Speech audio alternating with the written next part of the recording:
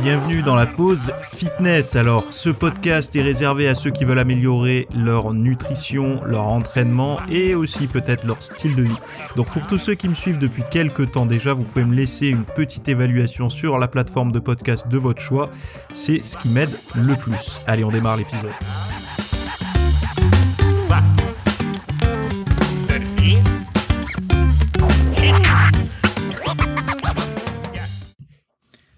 Salut à tous, j'espère que vous allez bien. Alors aujourd'hui, nouveau podcast, nouvelle semaine, normalement la dernière semaine. Je sais que c'est un petit rendez-vous que vous respectez, vous êtes vraiment fidèles là durant le confinement pour écouter les podcasts. Alors c'est pas grand-chose, hein, c'est une petite demi-heure, voire moins, tous les mardis matins à 8h, mais bon. Voilà, moi ça me fait toujours plaisir de faire les enregistrements, un petit peu plus compliqué pour moi parce que du coup je suis plus tout seul à la maison, donc pour trouver des moments un petit peu de tranquillité pour enregistrer c'est compliqué, mais bon, c'est comme ça et j'y arrive, donc je vais pas me plaindre. Tout ça pour dire qu'aujourd'hui on va voir quelques sujets, on va parler des glucides anti-stress, on va parler de la santé des Suisses, les Suisses qui m'écoutent d'ailleurs. Et on va parler d'alimentation intuitive, on va parler aussi de psychologie des sportifs de haut niveau durant le confinement. Donc voilà, voilà un petit peu les thèmes du podcast du jour. Donc avant de démarrer, vous savez, la petite page de publicité que je fais à tous les épisodes. Aujourd'hui, c'est pour vous parler de finalement cette formation que j'ai sortie à la demande, parce que j'avais posté en fait un sondage sur le groupe Facebook VIP de plusieurs thèmes de vidéos, plus une rubrique pour suggérer des thèmes de futures formations, de futures vidéos. Et finalement, il y a Alain qui m'a proposé de développer un petit peu l'impact des hormones sur l'alimentation, donc ce qui était une question un petit peu étrange, mais à la fois qui m'a poussé un petit peu, en fait, loin de mes réflexions normales. Pourquoi ? Parce que l'impact des hormones sur l'alimentation, j'aurais plutôt dit l'inverse, moi, l'impact de l'alimentation sur les hormones. Et donc le fait de voir la question dans ce sens-là m'a poussé à faire des recherches un petit peu différentes, à aborder en fait, à développer finalement plutôt ma pensée de façon différente, et à faire des recherches également de façon un petit peu différente. Donc c'est disponible sur le site, ça parle.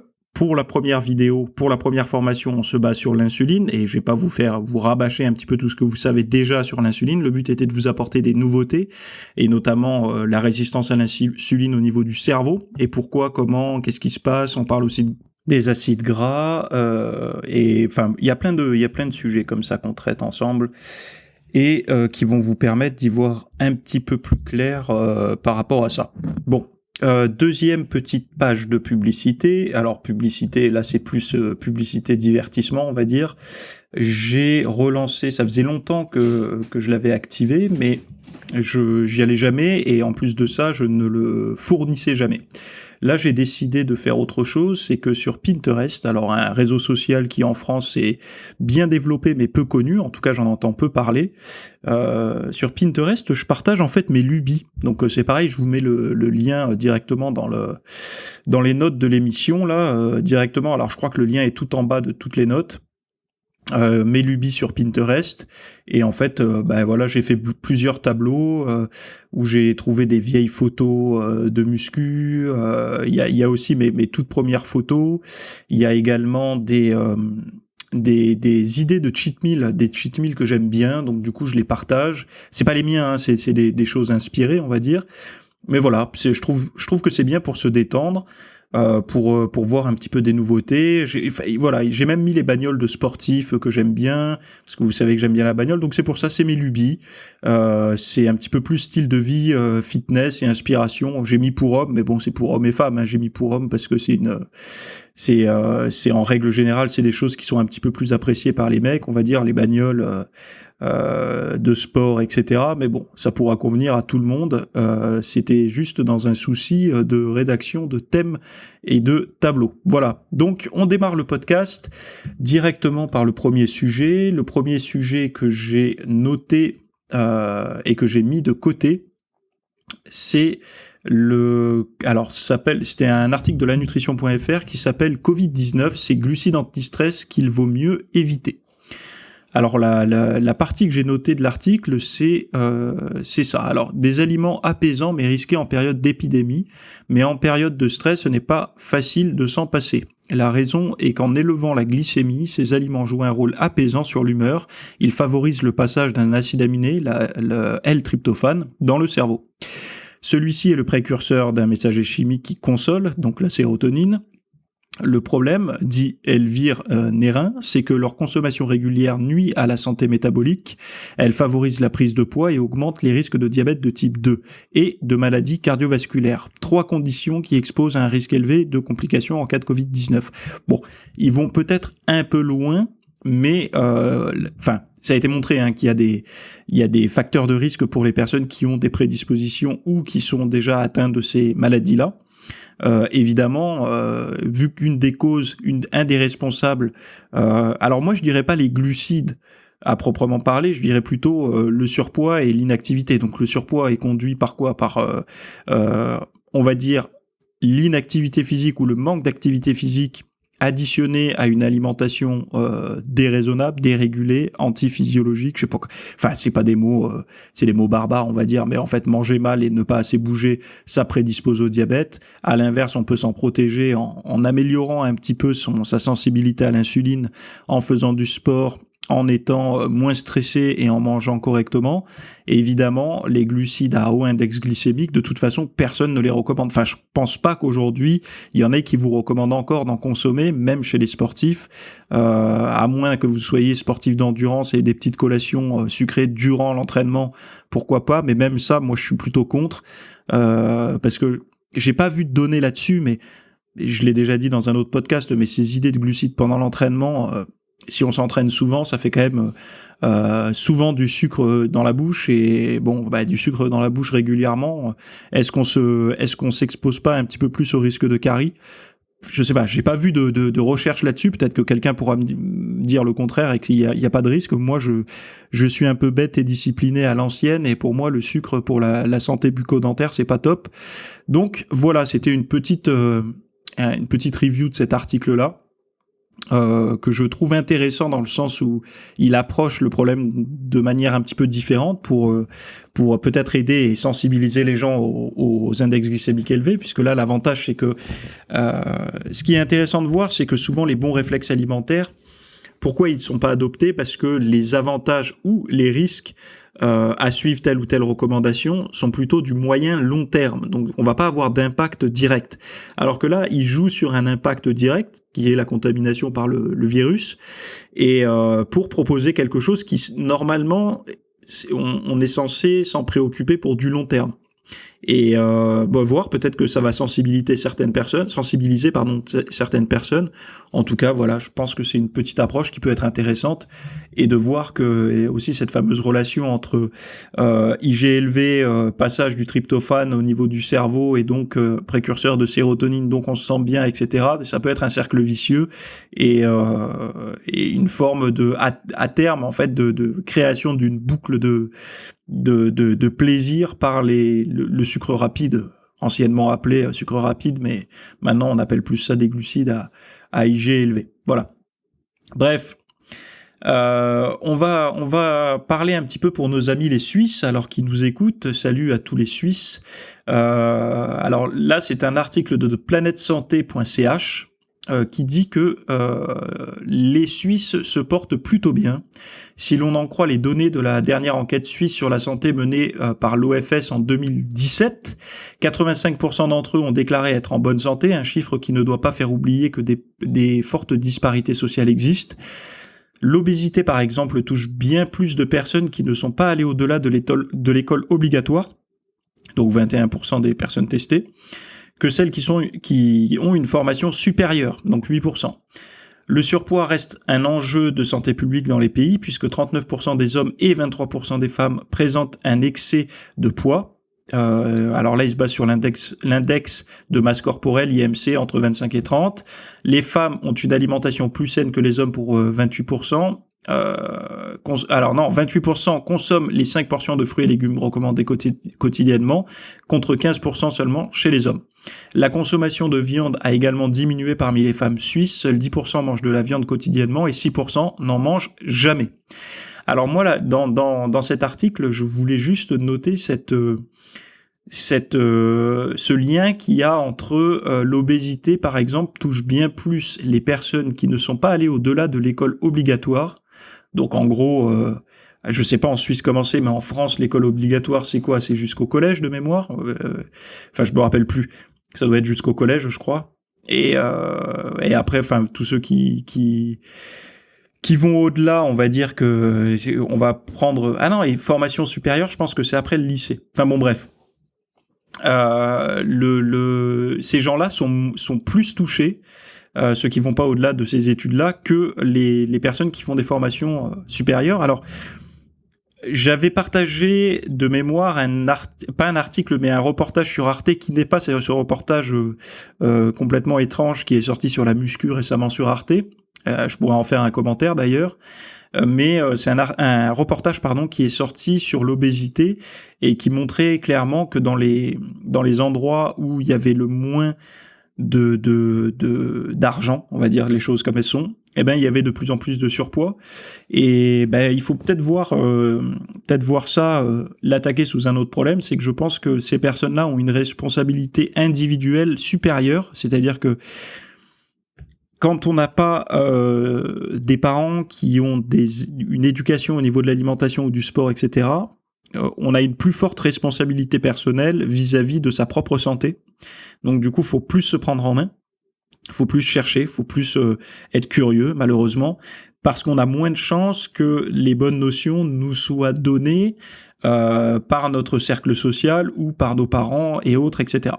Donc moi, c'est ce genre de choses qui m'intéressent. Parce que, vous savez, je suis pas du style à dire il faut aider les autres absolument, absolument. Je pense qu'on a une part pour aider les autres. Je pense que mon travail représente bien ça. Enfin, en tout cas, moi, je pense faire mon travail de ce côté-là. Mais il y a après une part de responsabilité individuelle où on ne doit pas se laisser aller dans le torrent des mauvaises habitudes, etc. Je pense que c'est à ce moment-là qu'il faut être capable de nager un peu à contre-courant, parce que la facilité étant de se laisser aller dans le courant de toute façon, c'est pas de ma faute, je fais partie d'une catégorie de personnes qui est sujet à du surpoids, qui, voilà, j'habite pas dans un bon endroit, je n'ai pas accès à telle ou telle chose, et donc ça, c'est se laisser aller dans un torrent, en fait, je vais pas dire d'excuses, parce que ça va être mal perçu, mais on va dire de préjugés qui ne vont pas induire des bonnes croyances et donc du coup qui vont verrouiller un peu les personnes sur faute à c'est pas de la mienne, c'est de la faute de mon environnement. Et je pense que ces personnes-là ont une responsabilité personnelle supérieure si elles veulent s'en sortir et donc du coup doivent faire preuve de plus de courage, plus de recherche. Et je pense pas que cette histoire d'école obligatoire les indispose par rapport à la recherche. Au contraire, parfois, quand vous n'avez pas eu et reçu une éducation forte, vous êtes beaucoup plus libre au niveau de vos process, c'est-à-dire de réflexion. Et donc, du coup, vous n'êtes pas cantonné, vous n'êtes pas verrouillé à des manières de penser, etc. Observez. Je me suis moi toujours demandé à quel moment une personne devient hyper rigide au niveau de sa façon de penser, et j'ai pu me rendre compte que j'ai eu par le passé des connaissances qui avaient suivi un chemin universitaire, un chemin, on va dire, d'apprentissage différent du mien, c'est-à-dire qu'ils avaient fait beaucoup d'études supérieures. Et ces personnes-là ont diamétralement changé entre le moment où ils ont démarré ces études-là, au niveau de leur croyance, de leur ouverture d'esprit, et le moment où ils ont terminé. C'est-à-dire que au moment où ils ont commencé, ils étaient plutôt open, c'est-à-dire que je vais pas dire que tout les intéressait, mais ils étaient pas rigides dans leurs affirmations. Il y avait une forme de, comment dire, on pouvait discuter, même des sujets qu'ils maîtrisaient, entre guillemets, on pouvait quand même discuter. À partir du moment où les études ont été terminées, il y avait une forme de rigidité, comme si le diplôme et l'enseignement avaient verrouillé une façon de penser et que la personne ne voulait plus, par confort ou par, je sais pas, par hypnose, j'en sais rien, regarder ailleurs. Et je pense qu'il y a cette chose qui se passe aussi dans les études de médecine, Donc, si je peux envoyer un petit message aux gens qui suivent des études de médecine, faites attention à ces formes de rigidité qui, on le voit par la suite, sont relativement difficiles à réouvrir, en fait, à réouvrir un petit peu ces façons de penser. Et c'est pour ça qu'on voit assez peu de professionnels de santé faire des conférences, etc., basées sur leurs recherches post cursus, on va dire universitaire ou médical ou autre, enfin pas cursus médical, mais cursus d'apprentissage. Comment dire, ces personnes-là, en fait, sont rares dans le sens où, après leurs études, elles continuent à faire des recherches. Elles continuent à apprendre. Et je pense que c'est pas de la faute des étudiants, des médecins, des professionnels de santé et tout, c'est que le circuit veut ça. C'est-à-dire que c'est intense, très intense pendant 5, 7, 8, 9, 10, 15 ans, enfin, selon les spécialités.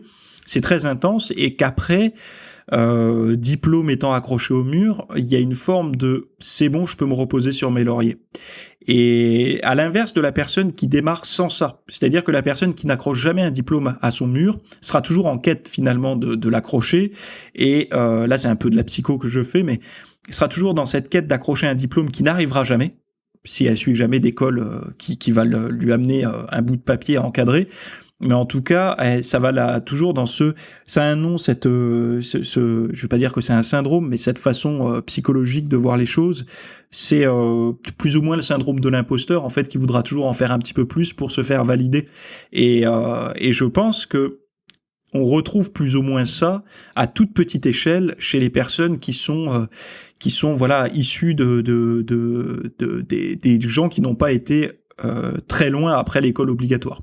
Et donc leur responsabilité personnelle et leur courage leur permettra d'en sortir, ou en tout cas de ne pas subir les méfaits du mauvais style de vie, de l'alimentation, du manque d'activité physique, etc. Et donc du coup, changer un petit peu les cartes, c'est-à-dire que quand ces personnes-là vont pouvoir à leur tour éduquer d'autres personnes, leurs enfants par exemple, eh ben ils vont pouvoir fausser un petit peu ces données et augmenter la part de personnes en bonne santé, même chez les personnes, on va dire, qui ont des moyens un peu plus limités et qui ont un niveau scolaire. Je parlerai jamais d'intelligence parce que pour moi c'est pas du tout le cas, qui ont un niveau scolaire plus bas que d'autres personnes. Voilà. Donc on passe à un autre sujet, alors voilà. Alors je sais pas si, non, je vais d'abord traiter celui-là je vais plus l'argumenter et ensuite on passera sur un sujet plus léger. Donc là c'est un article de Femme Actuelle. Vous voyez que j'ai des sources un petit peu à droite à gauche. Et vous allez voir que cette source-là, je m'en sers pas comme référence scientifique, mais pour toute une autre raison. Ça s'appelle l'alimentation intuitive ou instinctive, je sais pas, mais là il y a marqué intuitive, la nouvelle façon de mincir sans régime. Faites bien attention au titre. La nouvelle façon de mincir sans régime. Donc j'ai noté 2-3 choses dans l'article et puis on va argumenter. Alors se conditionner progressivement en cheminant par étapes. Éloignez-vous de la mentalité régime. Au lieu de mesurer les progrès en termes de perte de poids ou de calories brûlées, ou même d'apparence, abandonnez l'idée selon laquelle vous avez un problème avec la nourriture et essayez de détecter les signaux innés de la faim et de la satiété. Bref, on arrête de suivre des règles inhumaines pour se nourrir. Laissez tomber l'idée de perdre du poids, ne vous infligez pas d'objectif à atteindre, l'alimentation intuitive n'est pas une méthode pour maigrir, insiste Laura Thomas. Alors Laura Thomas a écrit un bouquin là-dessus, et vous voyez bien que l'alimentation intuitive n'est pas une méthode pour maigrir, insiste Laura Thomas. L'article en lui-même, le fond de l'article, contredit son titre. N'est pas une méthode pour maigrir, alors que le titre c'est alimentation intuitive, la nouvelle façon de mincir sans régime. Donc on voit bien l'idée putaclic derrière. Enfin bon bref, après c'est du référencement, hein, c'est la même guerre pour tout le monde, il faut bien se placer sur les réseaux, les Google, les machins, je comprends. Mais bon, vous voyez bien que l'article dans son titre et dans son corps ne parle pas de la même chose réellement. Donc Laura Thomas, j'espère que tes propos ne seront pas déformés. En tout cas, moi j'ai copié-collé ce que j'ai trouvé sur l'article, donc si c'est le cas, rapproche-toi du magazine parce qu'ils auraient mal traduit le fond de ta pensée. Alors, il faut arrêter de se focaliser sur le côté diététique. Au départ, contentez-vous d'y réfléchir et laissez l'idée faire son chemin.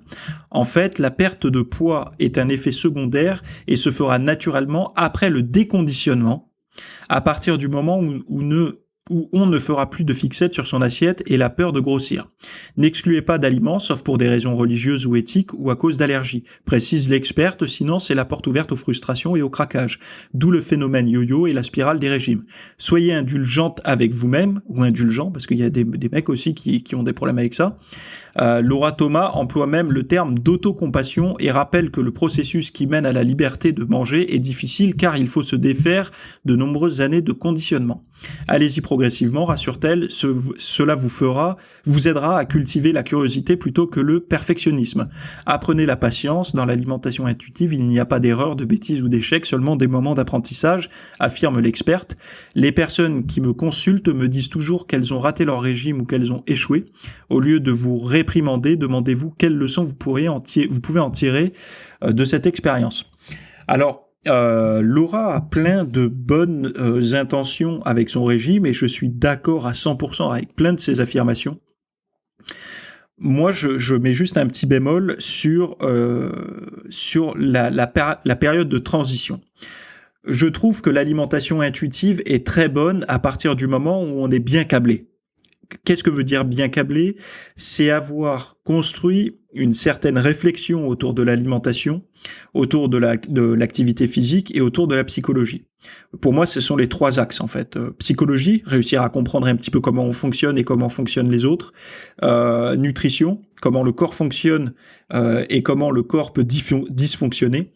Et comment ça s'appelle, activité physique ou sport ou autre, et comprendre son rôle, pourquoi l'activité physique a un rôle dans le quotidien, et pas seulement au niveau du sport, mais au niveau de la mouvance du corps, on va dire. Si on maîtrise ces trois axes-là, on peut prétendre à une alimentation intuitive. Pourquoi ? Ça, c'est ma... Alors, tout ce que je dis là, à partir de maintenant, ce n'est plus de la citation, c'est moi qui parle. Donc, l'alimentation intuitive, à mon sens, une fois qu'on a compris ces trois axes, psychologie, dépenses physiques ou activité physique et nutrition, on est capable de se dire, ok, intuitivement, j'ai envie de me faire plaisir avec un bon repas, on va dire calorique, qui me fait envie, donc quel qu'il soit, c'est-à-dire un cheat meal, on va dire. Intuitivement, on peut faire ça parce que derrière, on a le bagage pour pouvoir le comprendre, le contrecarrer par la suite et savoir aussi ne pas culpabiliser. C'est-à-dire, si on a compris les trois axes, on est censé avoir une alimentation cohérente. C'est-à-dire que on va manger plus sainement, on va dépenser des calories en bougeant et psychologiquement, on va être apte à réussir à prendre du recul face au stress, etc. Donc, on va avoir un style de vie qui, malgré les difficultés de chacun, on va faire au mieux pour qu'il soit agréable, au mieux. Ça veut pas dire que je parle pas de bien-être, de bonheur, tout ça, ça c'est autre chose.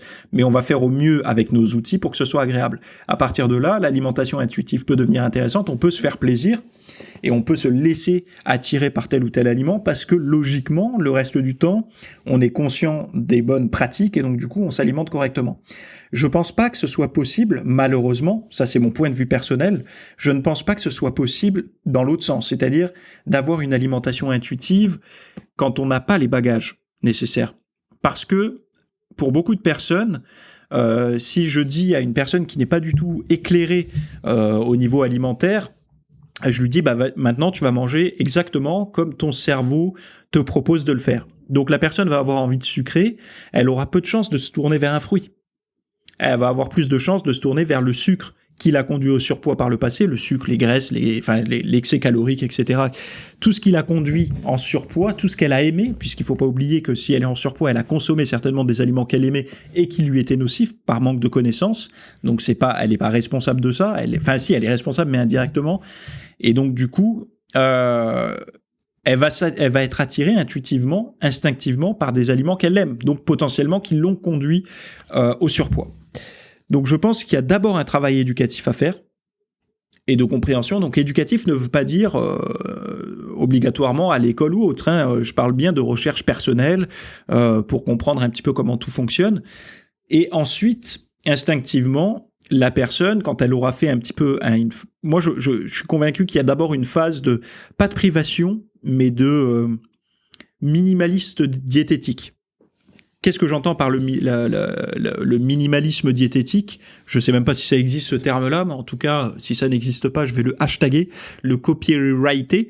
Mais en tout cas, le minimalisme diététique, c'est d'avoir dans son frigo, dans ses placards, uniquement des choses qui sont bonnes pour nous. C'est-à-dire des produits bruts, des produits au maximum. Donc brut veut dire non transformé, le moins possible retouché par l'homme. Des produits variés, ça veut dire que on va avoir beaucoup de végétaux, on va avoir des protéines maigres et grasses avec une proportion un petit peu plus élevée pour les protéines maigres. Dans ces protéines maigres, on va avoir des poissons, des fruits de mer, des œufs, des viandes. Ensuite, on va avoir les légumineuses, on va avoir certaines céréales ou apparentées comme le riz basmati, comme le quinoa pour certains, pour ceux qui le tolèrent, comme le sarrasin, etc. On va avoir comme ça des aliments bruts. Tous ces aliments que ne consomment pas les gens en temps normal, on va d'abord les habituer à cette forme d'alimentation-là. Cette forme d'alimentation-là va induire une baisse de l'appétence, on va dire, entre guillemets, pour le sucre et les produits ultra transformés sur le moyen terme. Je ne vais pas dire sur le très court terme, je vais dire sur le moyen terme, au bout de 15 jours, 3 semaines déjà, la personne va être toujours attirée par le goût sucré, le goût salé, le goût gras, mais les sources vers lesquelles elle va se tourner, enfin, le plaisir ressenti envers certaines sources qu'elle aurait délaissées avant. Par exemple, elle a envie de sucre. Avant, elle ne se serait pas tournée vers un fruit. Maintenant, elle va pouvoir se tourner vers un fruit parce que justement, cette diète saine, durant 3 semaines ou 1 mois, a créé une forme d'appétence pour les fruits, pour certains fruits. En tout cas, même si elle en mangeait durant la diète plus, si elle veut en manger un petit peu plus pendant une période, eh ben, ça sera toujours mieux que de consommer, par exemple, je sais pas, des barres de chocolat, des gâteaux et tout ça. Et donc, c'est là où je pense que l'alimentation instinctive peut prendre du sens. Après, cette alimentation instinctive pour perdre du poids, j'ai du mal à y croire dans le sens où quand on fait un régime de perte de poids, c'est assez peu probable qu'on ne passe pas par une période de faim. En tout cas, pour moi et pour pas mal de personnes autour de moi, ils ont réussi à perdre du poids à partir du moment où ils avaient un petit peu faim, voire beaucoup faim, à 1 ou 2 ou 3 moments dans la journée. Et vouloir combattre ça absolument, enfin en tout cas vouloir écouter ses instincts, nos instincts nous ont permis de survivre et la faim était un instinct qui nous conditionnait à aller chasser, cueillir, trouver à manger ou voler même, piller pour trouver de la nourriture. Et si on suit nos instincts, à chaque moment où on va avoir faim, on va manger. Donc du coup, ça n'induit pas réellement une perte de poids. Alors pour des personnes qui sont fortement en surpoids, peut-être. Quand je dis fortement en surpoids, c'est que ce sont des personnes chez qui le fait de restructurer un petit peu l'alimentation avec des aliments sains va leur faire perdre du poids. Mais par contre, pour une personne fitness qui veut aller combattre un petit peu du gras récalcitrant, faut pas oublier une chose, c'est que toutes les attentes que l'on a aujourd'hui par rapport à un corps sain, athlétique et tout ce qu'on veut, ça n'est pas du tout un corps, comment dire, prêt pour la survie et sain. En fait, nous, ce qu'on attend de notre corps, ça va au-delà du niveau de c'est bon, c'est sain pour le corps. C'est-à-dire que le tour de taille que l'on recherche est bien en dessous du tour de taille santé recommandé. C'est-à-dire que nous, on veut aller au-delà. Donc, je pense que ces régimes-là, instinctifs, intuitifs, etc., si on respecte l'ordre que j'ai que j'ai proposé, il va conduire certainement à un état de santé cohérent. Mais par contre, par rapport aux attentes que vous avez, qui est d'avoir un tour de taille, un niveau de sèche, etc. Là, on dépasse ce cadre-là. C'est-à-dire qu'on doit aller plus loin. Et c'est pour ça que beaucoup de personnes n'y trouvent pas leur compte, parce qu'ils ont des attentes vis-à-vis d'une forme d'alimentation qui ne sont pas à la hauteur de la forme d'alimentation, enfin voilà, de ce qu'ils sont en train de suivre. Si vous voulez être sec, déchiré, avec des abdos apparents, et que ça n'est pas votre nature à la base, vous ne pourrez certainement pas faire des régimes faciles. Il va falloir faire des régimes je vais pas dire compliqué, mais compliqué dans leur organisation, non, mais compliqué à suivre, oui. Pourquoi compliqué à suivre? Parce que vous allez avoir faim, parce que vous allez être plus fatigué, parce que voilà, ça va être compliqué tout simplement à suivre au niveau psychologique et instinctif justement. Vous allez devoir aller contre vos instincts. Donc c'est pour ça que pourquoi j'ai voulu mettre cet article dans le podcast? Parce que aujourd'hui, avec toutes les notions qui nous arrivent à droite et à gauche, tous les régimes, toutes les données qu'on a, on a tendance à vouloir suivre tout ce qui est bon, tout ce qui est recommandé, mais d'avoir toujours le même but, c'est-à-dire être plus musclé et plus sec. Donc du coup, on va nous parler de jeûne intermittent, on va nous parler de OMAD, là, One Meal a Day, on va nous parler d'alimentation intuitive ou instinctive, on va nous parler de jus de légumes, on va nous parler de plein de choses comme ça qui vont dans le sens, qui ont toujours des... En fait, ce sont toujours des choses certainement qui étaient très... exclusive, c'est-à-dire qu'il y a les traités thérapeutiques pour un domaine. Je repense à la diète cétogène, par exemple, la diète cétogène qui était initialement, enfin, je ne sais pas si c'était la première pathologie qu'elle traitait, mais on l'a beaucoup utilisée contre l'épilepsie. Et aujourd'hui, la diète cétogène elle propose de traiter tellement de choses avec des preuves et parfois des contradictions qui font croire aux gens que c'est une forme de diète qui peut tout sauver. Ça n'est pas le cas.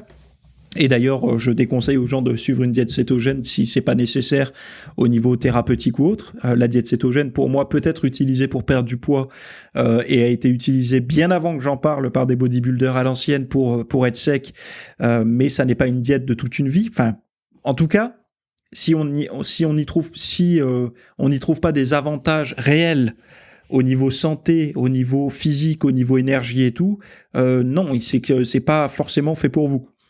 Par contre, pour perdre du poids, je ne connais personne qui n'y a pas trouvé des intérêts. Après, il y a toujours des gens qui n'ont pas de difficulté à perdre trop de poids ou qui ont une bonne capacité à oxyder les glucides, etc. Mais en règle générale, ces personnes-là, elles ont pas, enfin, elles cherchent pas des diètes de sèche extrême. En général, ce sont des personnes qui ont réussi à perdre du poids facilement en coupant un peu les calories. Et souvent, c'est les mêmes personnes qui aujourd'hui, sans trop faire attention, gardent un tour de taille assez cohérent par rapport à leur niveau de forme, etc. Donc, c'est toujours pareil, et il y aura toujours des contradictions par rapport à ça, et c'est pour ça que vous voyez autant de méthodes pour perdre du poids. Il faut toujours partir du principe que la personne qui vous parle, la personne qui vous recommande, travaille certainement dans un domaine qui l'a amené à faire telle ou telle recherche. Quand je dis travail, par exemple moi, par rapport aux glucides, par rapport à la diète cétogène, par rapport aux index glycémiques, à la charge glycémique, à toutes ces choses-là. Pourquoi je vous en parle beaucoup? Parce que je vais pas dire c'est la seule, mais c'est la façon que j'ai utilisée pour perdre du poids, qui a fonctionné pour moi. Et croyez-moi qu'avant, j'ai testé bon nombre de méthodes avec des glucides, avec moins de glucides, avec beaucoup de glucides et peu de graisse. Et j'ai testé plein de choses. Et moi, j'ai trouvé ce qui fonctionnait pour moi. Et peut-être ce qui fonctionne pour moi ne fonctionne pas du tout pour mon voisin. Mais c'est pas un problème. Moi, je veux parler aux gens que ça concerne. Je cherche pas à avoir la nouvelle révolution mondiale, etc. en termes de perte de poids. Mon but, c'est de parler aux gens qui se reconnaissent dans mes mots. C'est-à-dire des gens qui ont été en surpoids par le passé ou qui sont actuellement en surpoids, qui ont testé beaucoup de régimes, qui ont fait pas mal d'effets yo-yo, qui font du sport, qui se sont musclés mais qui n'arrivent pas à perdre leur gras. Moi, c'est à ces individus-là que je parle. C'est pas aux gens qui ont du mal à prendre de la masse musculaire et à prendre 1 kilo sur la balance. Ces personnes-là, ça ne me parle pas et je ne leur parlerai pas. Enfin, en tout cas, mon discours ne va pas leur parler, ça ne va pas les intéresser. Donc bref, je m'arrête sur ce sujet-là. L'alimentation intuitive, voilà ce que j'en pense. C'est pas oui ou non, c'est oui sous certaines conditions et avec ces connaissances qui sont psychologie, nutrition et activité physique ou la capacité de bouger au quotidien. On termine sur une note un petit peu plus simple, un petit peu plus légère. Psychologie des sportifs, comment rester compétiteur pendant le confinement. Donc c'était une petite note de Sport France Info. Je cite, alors comment aider les athlètes qui perdent de leur esprit guerrier pour qu'ils se retrouvent leur niaque. Nathalie Crépin insiste sur le travail des objectifs. Elle cite, à court terme, il faut axer sur la capacité de dépassement de soi et bien comprendre quel aspect mental je vais travailler précisément. À moyen terme, il s'agit de réfléchir à la manière dont je vais mettre en place les objectifs fixés. Quels seront les obstacles et les incertitudes? En posant ces jalons, Les sportifs peuvent ainsi se projeter et retrouver cette combativité. Retrouver une combativité et pourquoi pas ressortir plus fort de ce confinement, se questionner sur le sens de notre sport, comprendre pourquoi on le fait. Il s'agit d'un désir de reconnaissance, une envie de médaille ou simplement pour nous-mêmes, pose l'IA Auslander, je pense, permettra aux athlètes d'en ressortir grandis. Alors, j'ai lu ce week-end un article sur la psychologie spartiate, avec des références historiques, etc. Et je voudrais faire un petit parallèle avec cet article où il parlait de retrouver une combativité et pourquoi pas ressortir plus fort de ce confinement. Et il disait se questionner sur le sens de notre sport, comprendre pourquoi on le fait, etc., etc. Et ben pourquoi je fais le lien avec la psychologie grecque et de la mythologie Sparte, etc. Parce que il parle d'esprit guerrier ici, et ça fait un parallèle avec ce que j'ai lu ce week-end. Vous savez, on a tendance à dire que les Spartiates étaient très courageux, etc., ce qui est certainement vrai, mais en fait, c'était aussi que c'était le travail de toute une vie que de faire la guerre et de se préparer au combat. C'est-à-dire que leur courage n'était pas inné, mais leur courage était travaillé. C'est-à-dire que c'était le fait d'aller au combat, d'avoir des rites d'initiation, de la douleur au quotidien, de l'entraînement au quotidien, qui leur permettait d'avoir ce courage. Mais en fait, c'était un courage nourri, certes de courage travaillé, mais également de courage automatisé. C'est-à-dire que vous êtes beaucoup plus confiant dans une tâche du quotidien quand vous la répétez. C'est-à-dire qu'une personne qui se sent découragée face à une séance d'entraînement l'est beaucoup plus qu'une personne qui pratique au quotidien des entraînements très durs.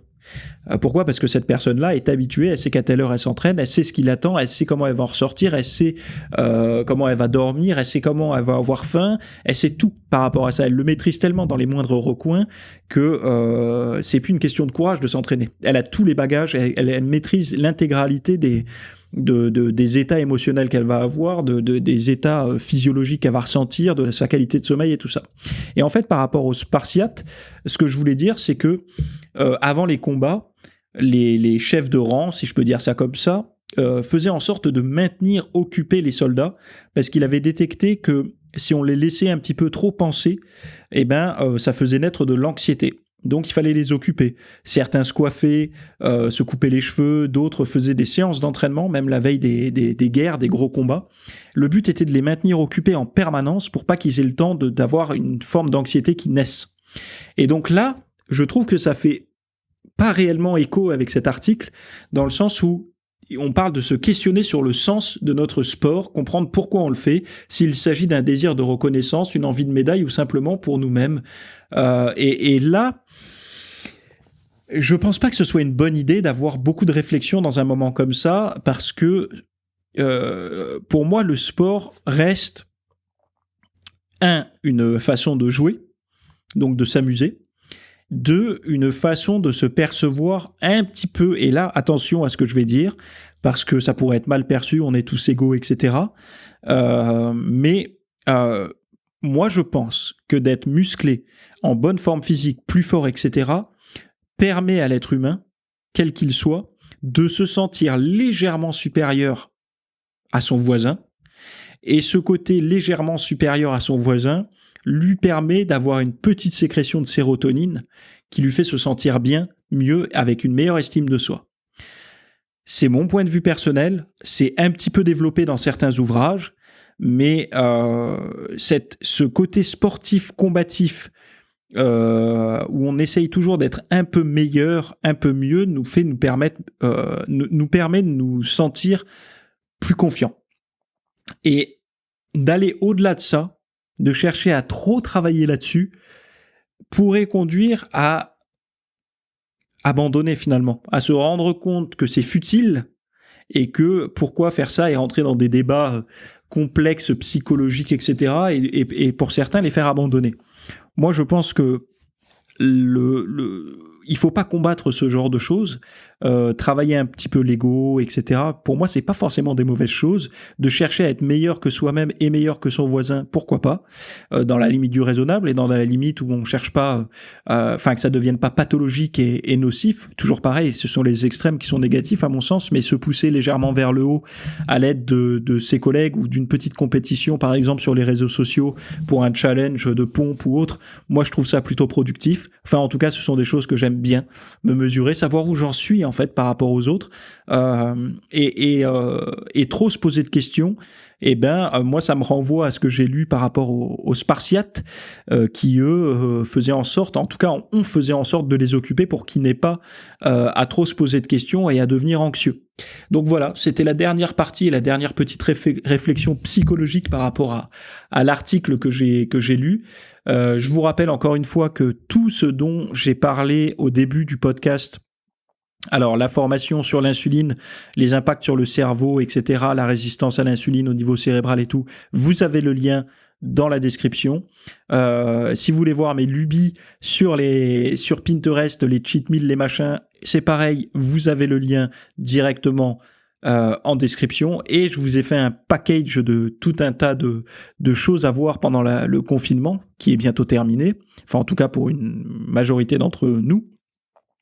Allez voir, il y a pour le télétravail, pour ceux qui vont rester en télétravail, ça va les concerner d'ailleurs, il y a des exercices à la maison, enfin voilà, si vous voulez rester en forme, allez voir, il y a tout un tas de liens, ça va vous permettre de vraiment, vraiment faire la différence, et notamment cette fameuse formation où j'ai eu énormément de retours positifs, je crois que je suis à une 30aine de commentaires là, de retours sur la formation qui dure 3 heures, qui est 100% en audio, qui est sur la perte de graisse, 3 dimensions, nutrition, entraînement, style de vie, psychologie. Notamment la 3e a vraiment apporté pas mal de concepts et je suis assez fier de ça. C'est pareil, c'est en description. Vous avez le lien et ça va vous permettre de vous mettre un petit peu en forme accélérée parce que sortie du confinement, c'est les beaux jours et il y en a beaucoup qui ont accumulé. Donc, si vous voulez un petit peu vous nettoyer, vous purger des excès du confinement, allez voir ça. Le lien est en description. Je vous laisse ici. À très bientôt. Bye bye.